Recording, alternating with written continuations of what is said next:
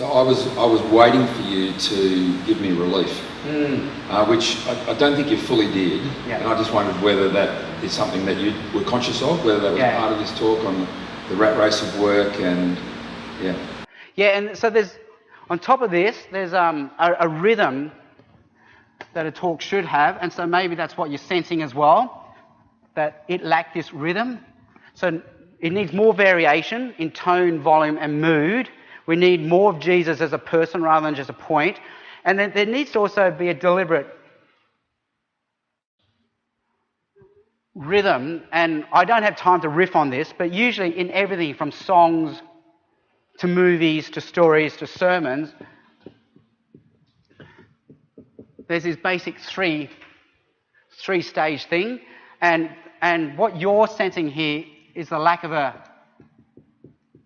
bridge moment. And it's interesting because in my talk there is a bridge moment, but for the sake of time I went through it quickly, and that's what you noticed. You didn't have a bridge moment. So for you musicians out there, you know there's always a bridge moment. You go verse 1, verse 2, and then you lift the energy. We go chorus, verse 3, chorus, but there's this incredible moment where you drop it back.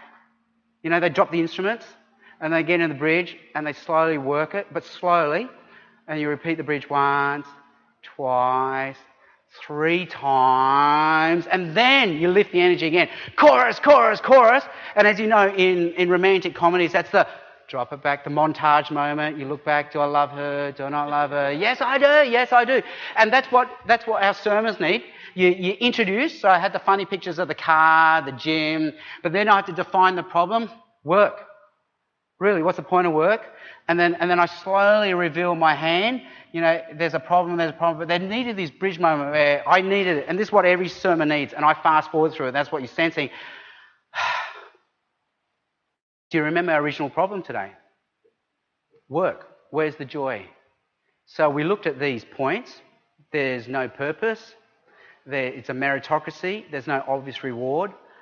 But we looked at what the Bible says. So really, there are 2 choices here. I'm ready to sign up. Yeah. There's either no God or there is a God. And if there's a God, it makes all the difference. So this happened to me the other day when I was driving to work as a doctor.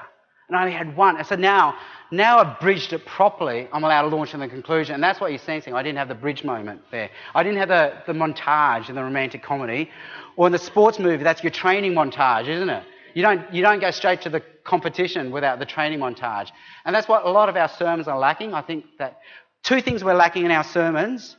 This obvious energy, and that's why it feels flat. I just felt I got point 1, point 2, point 3, but flat as an information sequence, but needs to have this energy. And we're not having this montage moment. Do you remember our original problem? It was this. Well, now, and then you engage them and woo them into the conclusion. Yep.